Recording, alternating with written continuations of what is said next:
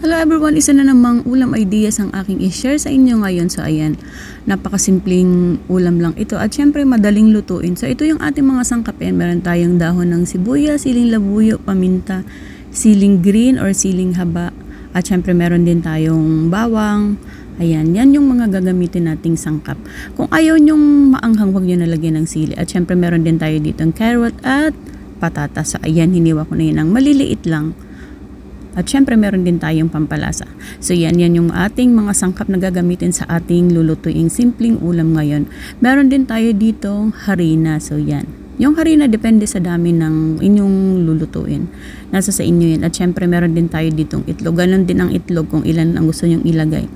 So ito yung pinaka main ingredient natin. So ayan ang ating tuna. Yan. Dalawang lata lang yan ng tuna. Yung maliit lang, yung size ng sardinas. So yan, dalawa lang yan. Nilagay ko na sa tasa para hindi na hassle.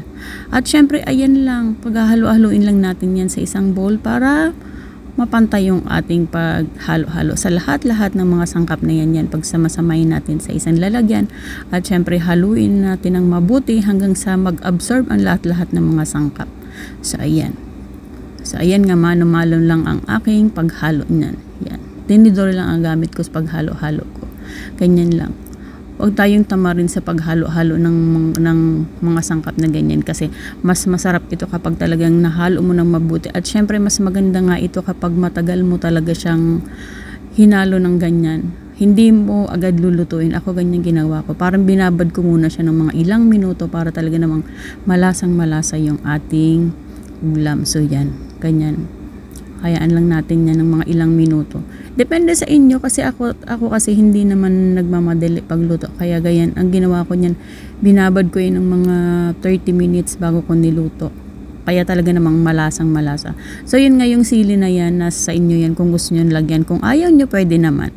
So ayan nga, prinito ko na yan. Sa pagprito naman, kailangan mainit na mainit yung ating kawali. At syempre yung ating mantika at yan medyo lubog siya para naman pantay yung kanyang pagkakaluto.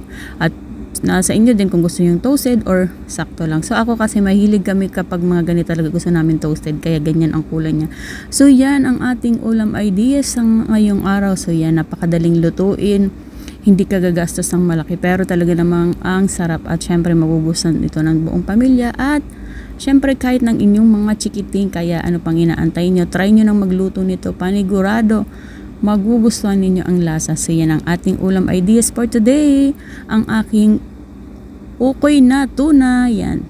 Spicy ukoy. Thank you for watching everyone.